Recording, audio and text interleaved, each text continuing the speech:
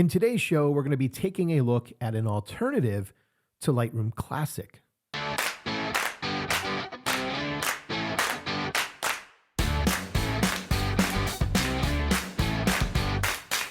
Hey everyone, welcome into Magnolia Photography SC. I'm Jeff House and I'm a wildlife photographer in Charleston, South Carolina.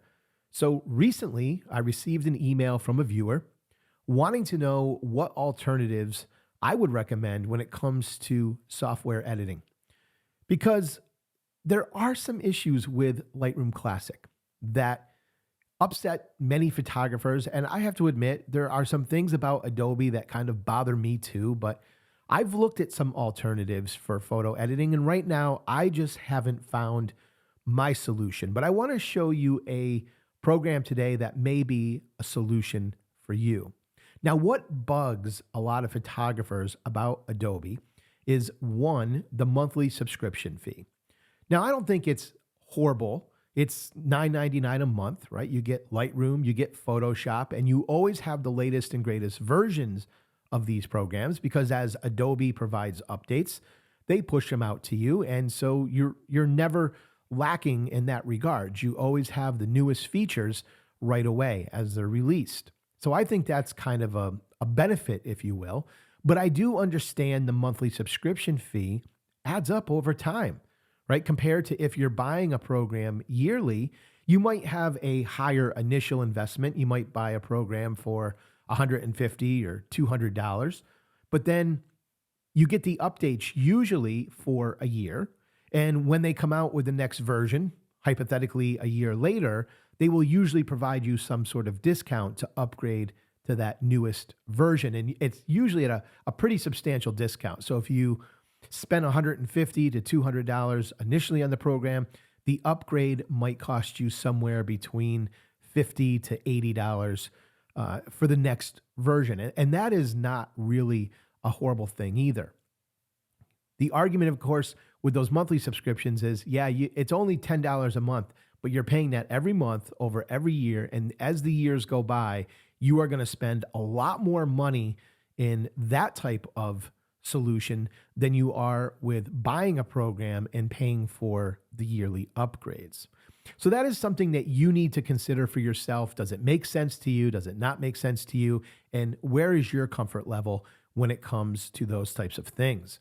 The other thing that has been upsetting a lot of photographers, and this is something that I personally would have to agree with, is that Adobe is really pushing their AI features, right? Their generative fill. You can go in now into Adobe Photoshop and you can create images simply using AI. And they are really promoting now in a lot of their marketing messages to do away with photographers and use their product, use their AI features to create the images that you desire. Now that, I think, is a big slap in the face to a lot of professional photographers who make their living solely based on photography and who have supported Adobe Lightroom and Adobe Photoshop for years and years and years. Right now, they're saying all of a sudden, don't support the photographer, just use our AI features. You can see how that would rub a lot of photographers the wrong way. Now, I don't make my living solely based on photography, but it still annoys me because I have been a Adobe customer for the entire time I've been a professional photographer, which has been back to 2012. So we're talking 12 years of paying for Adobe products.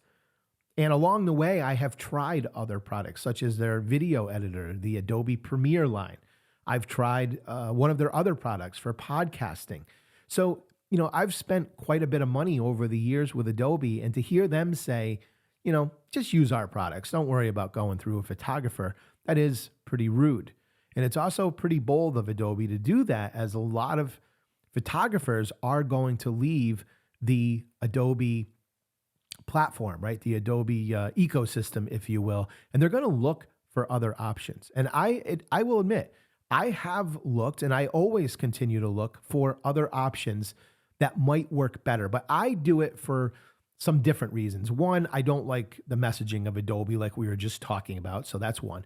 But two, I also kind of feel like the Adobe Lightroom catalog system needs some updating, and Adobe just hasn't put any time or resources into doing that. So let me explain this if you're not familiar with Adobe Lightroom. When you set up Adobe Lightroom for the first time, and I want to stress, this isn't the end all be all, right? This isn't the worst thing in the world, but it can be a little problematic from time to time. But when you set up Adobe Lightroom on your computer for the first time, the first thing that you're going to have to do is you're going to have to start a cataloging system. And that's why I always recommend that you buy an external SSD drive, because they're very fast, they're very reliable, and Lightroom works really well working off of a very fast drive. But it's also key that you have a lot of storage space on that drive, because you're going to be storing all of your pictures on it, right? All of your raw files, all of your edits that you make inside of Lightroom, all of that data, all that information is going to be stored on this drive. So you need a lot of storage space, because here is the problem with the Adobe catalog system, right? If you set up an external hard drive and you put your Lightroom catalogs on there, and then later on you decide, oh, I want to move this catalog to my other hard drive for some reason, when you go back in to access that catalog, Adobe is not going to be able to find it, because it doesn't read your hard drives. It's not reading your computers like your normal Windows or Mac computer does. It has like a tree, right, where you can access all your different folders very easily. Lightroom doesn't quite work like that. Now, your photos won't be lost forever. You will just have to remap them, but it becomes a little bit of a pain in the butt when this happens. And sometimes it's not as easy as just remapping. I've had all sorts of problems along the way working with Adobe products over the years. I've never lost anything as far as pictures are concerned, but it has caused me a few headaches from time to time. So that is what I don't like about the Adobe ecosystem, is that cataloging system and how sensitive it is to, whatever you move on your disk, Adobe doesn't recognize it, right? There's a product that I'm going to share with you today. We're not going to take a deep dive into this product as far as it's going to be like a tutorial on how to use it, but I want to show it to you because I think that this product is probably one of the best, if not the best option for an alternative to Lightroom Classic. It's very, very powerful, but I will say this, it comes with a little bit of a caveat, right? You need to really enjoy the editing process, because the process of editing photos in this program is kind of like the editing for the true purist, right? A person who really, really loves editing, doesn't mind spending some extra time on their photos, and really enjoys and embraces that whole process from A to Z. So that's one thing that I want to caution you to. If that doesn't sound like you, if you don't get a lot of enjoyment out of the editing process, this program may not be the right choice for you. Now, this is a program that I've been giving serious consideration to, but I'm going to share with you as we go through it the one reason why I haven't made the switch to this program. And the program is called DxO 8. And it is extremely powerful and it is extremely detailed, but it will have a little bit of a learning curve, but it's not horrible. I think if you're familiar with editing programs to any extent, you're going to be able to move through the majority of the program fairly easily. And yes, there will be some differences to the program that you may have to do a little research on. But I wanted to just jump in and take a quick peek at it today and share a little bit with you about how it works. So let's jump in to DxO 8. Okay, guys, welcome into DxO 8 by Photolab. If you're looking to Google this product, just go to Photolab through Google, and you can download a free trial of this product, and I believe it's a 30-day free trial. I'm currently about halfway through my trial period as I've been working with it. But again, I just wanted to kind of cover how this program is set up and give you a little bit of an overview to show you just a little bit about how it works. So when you come in here, one of the cool things about this particular software is that there's an extreme amount of customizing that you can do to this. So the whole your whole workflow, right? Your whole workspace here can be customized in many different regards to set it up so that it works best for how you like to see things and your workflow and how you like to work. So I've made a couple customizations here. For instance, I've added like the metadata over here to the left side of the view, which I think is kind of cool because I always like to see, if something looks a little funny with the picture, I always like to check my metadata, right? Did I have a funky setting in there? It's just a good way, I think, to learn when it comes to your photography. Oh yeah, okay, this was a little blurry. Geez, I didn't realize that I had slowed my shutter speed up to, a speed that was that slow, and that's why I got some blur there, or whatever the case may be. But I think it's good because we can learn a lot from our pictures based on what we have for some of our metadata. So what I'm going to do here is I'm just going to shrink this film strip down a little bit so that we can see a bigger picture. So I have the metadata. Here we have a histogram, of course, which is always beneficial for just giving us a little bit of feedback on our exposure, especially when it comes to the shadows, midtones, and highlights. And then we have a little preview window here, which can be helpful as we're editing our photos. Across the top, we have some different options. Like we can choose how we want to compare a photo, right? We can do it with no correction. There's different options here. There's different options for how you might want to view your, original photo versus your edited photo. So we can always click on something where we do the slider, right? So this is our original, and this is what it looks like after we bring it into the program and it applies some basic edits. So we have those types of functions, which are always nice. We have the ability, to view it at a certain percentage. We can also add this little loop box that they have. This is a pretty cool feature. So you can click on this box and you can move it around. This is kind of helpful when you're doing noise reduction or you're focusing on a specific detail of the image and you want to zoom in very quickly and easily. You can just pull up this loop box and move it around however you want. And if you want it to go even further, you can make it a smaller box. You can make it a larger box. You can even change the zoom percentage, right? So we could even go in closer if we wanted to. So it offers you some very quick ways of viewing specific parts of your images and really nailing down some of the details. All right, we're going to click off of that. We have a crop box. We have white balance tools. We have tools to help us straighten our image, right? So if we're doing something like a landscape, we can really make sure that we get the horizon straight. So there's all of these types of features built right into the program. Then, of course, we have the Band-Aid, right? And if we come down here, we can do a repair, we can do clones, there's erase tools. So there's all sorts of tools. These are all part of any program, right? These repair, clone, healing tools. So it's built right into DxO 8 as well. So that is always helpful when you're doing some sort of repairs to your images. And then when we come over here, we do have the option to use some presets if you want. And you can see right here, right, they have some general purpose. They got portrait and landscapes, black and white, atmosphere, high dynamic range, and then they have some presets for smartphones. I do believe DxO 8 as well has some additional packs that you can purchase if you like. And I believe you can get some additional presets if you wanted to add those into your editing process. So that is something you could look a little further into, but I believe that is the case.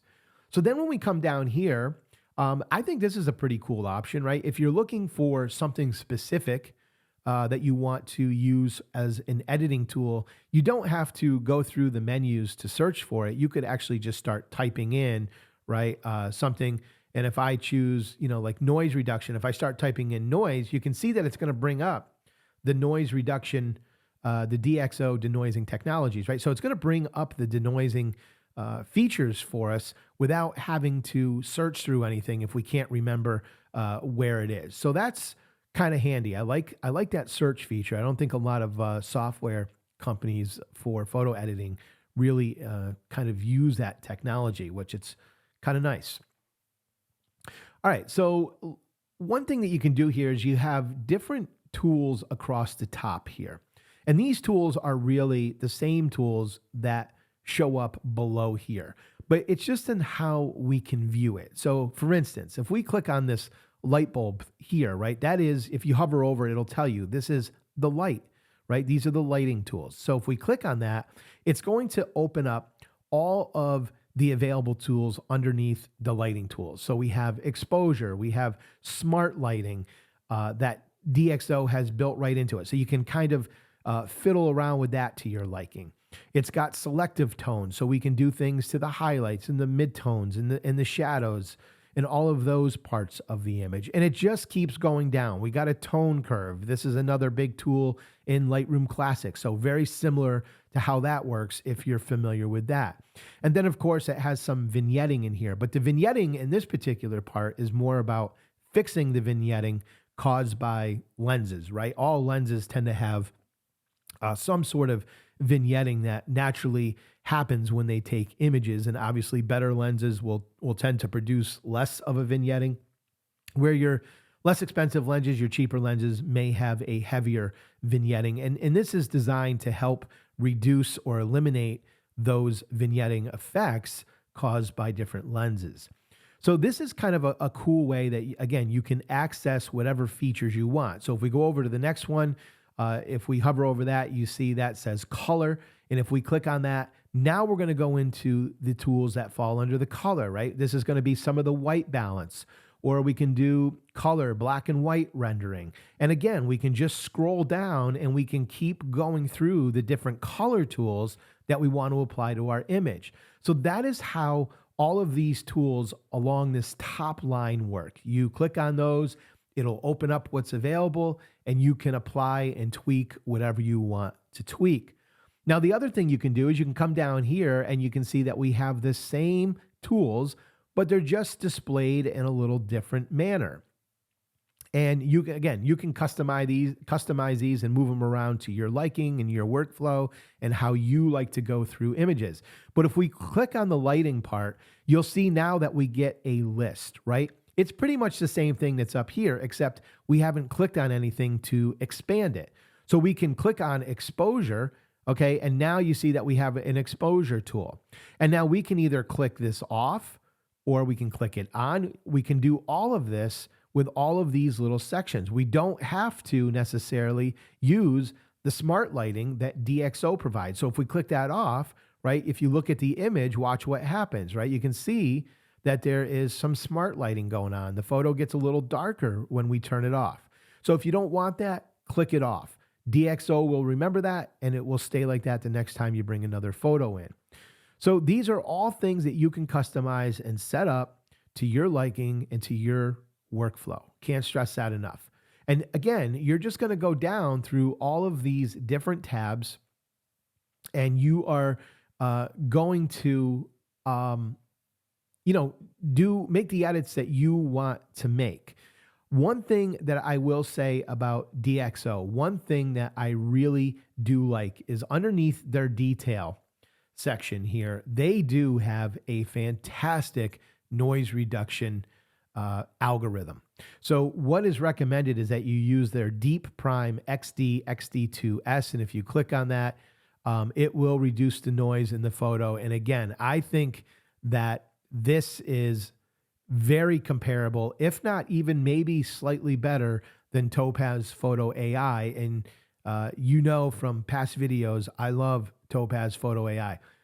I think this is an excellent alternative for noise reduction. And I think it's certainly the best one that I've seen aside from Topaz AI. So it's one I would highly recommend. Great noise reduction here. So they also have a lens softness, right? A sharpening component into the program. And this too can be tweaked, right? Just like the noise reduction, you can tweak it to your own liking. DxO will kind of evaluate your photo and give you some basic settings when it comes to noise reduction and sharpening. But again, tweak it to your liking and what you think looks best to your photo. But both of these features, again, are the ones that I use in Topaz Photo AI all the time. And these are very, very good alternatives that I would highly recommend. Now, the one thing that really kind of bugs me about this program is the masking. So you will recall that I did a video in about Lightroom Classic, right? And about the masking tools, the AI masking tools that I like to use. Now, the one big benefit that I really love about Lightroom Classic is that you are able to very quickly, very, very quickly, either isolate your background or isolate your subject and make very specific local edits to whatever you're selecting. And that is a big benefit. That is a big thing for me because that really fits in with my workflow.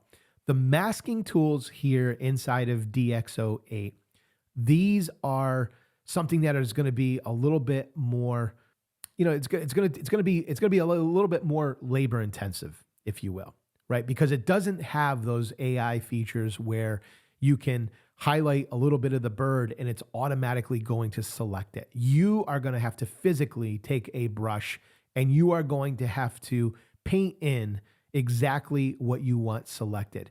Now you can see when we start getting into these feathers, right, and things start thinning out over here towards the end, that becomes the labor intensive part. You have to be very, very cautious. You have to go very slow. You don't want to be using a brush that is connecting onto the background. You just want to select those feathers. This is where Lightroom is very beneficial for me. And this is what makes it so hard to consider transitioning over to DxO 8 is the lack of those AI masks. The other thing that I don't particularly like, they use some different language, but this is very similar to the radial gradient mask inside of Lightroom. But with Lightroom, we can put a radial gradient on. And if you remember this from the video, it doesn't have to be circular. We can make it any shape we want. We can make it, oblong. We can make it thin. We can make it wide. We can do really whatever we want with that radial gradient mask inside of Lightroom. But with DxO 8, you really only get a circle. So you can change the shape of the circle by, just clicking and dragging on it. And then you can move it around to where you want. You can even invert the mask so that it's kind of working like a vignette, right? And we can change the exposure and keep our subject bright, but darken down everything around it. So we can do those things, which is very similar to Lightroom. But I don't like the fact that we are stuck with a circle. That, to me, is very limiting and not something that I particularly care for. And again, I can't stress enough the fact that it takes more time and more energy to make selections inside of DxO 8 is a downside to me. And that's a big downside because that is really what my workflow is all about. It's all about isolating certain parts of my subject. That could be the background. That could be the subject. That could be something else that's part of the background. There may be times I want to get creative and add some creative lighting effects into my photos. Lightroom makes that so easy. And I think at this point, I am pretty set on the fact that I'm not going to be able to transition over to DxO 8 because of these reasons. But this may be different for you. You may not have that same workflow that I'm using. And one of the things that I think is kind of cool about DxO 8 that I like over Lightroom is I feel like the photos that you see inside of this software are more vibrant than what you see in Lightroom Classic. And I know that that's been true of other programs over the years, like Capture One, for instance. The photo that you see inside of the editing program has just got great color. It's got great clarity. And I think that just makes editing a little bit easier when you have all of that detail. I think this is something similar to Capture One as far as that regard, right? It provides a nice color, a nice detail inside of the editing program, and I think that's a little bit of an advantage. So there are all sorts of things you can do. Again, this is not a deep dive into the program, but I wanted to touch on the program. I wanted to just give you a quick view of what it looks like. And if you are someone who is looking for a Lightroom Classic alternative, I highly encourage you to check out Photolab's DxO 8 and download their 30-day trial where you can give it a go, test it out, right? Run your photos through it, see what you think. Yes, it's going to take you a little time to learn. Like I said, it's not a huge learning curve, I don't think. I think a lot of the features inside of it are very similar to a lot of other photo editors. And if you have some familiarity with those, I think you'll be able to figure it out pretty quickly in many regards. There are some tools in here that are use a little bit of different terminology and they work a little bit differently. So there will be some learning curve to that. But there are plenty of videos out there, I'm sure, that will help you in learning all of the different tools in this program. So if you want to take some time and do that, I'm sure you'll be able to learn it without much issue. All right, guys, that is it for today. I hope you liked this video. I hope you found this useful. If you've never heard of Photolab DxO before, they've been around for a while and they have been regarded as one of the higher end editing programs out there. And they've really done a good job with their noise reduction and their sharpening aspects. Their algorithms are very, very good. It's a really useful and functional tool that they have inside this program. So give it a try. Let me know what you think if you decide to go with this program, whether or not you like it or not. Do you think it's too confusing? Do you think there's too much of a learning curve? Or do you think it's pretty straightforward? Would love to know your thoughts. Hey, if you found this video helpful, please consider subscribing. And I look forward to seeing all of you in the next video. Until then, take care.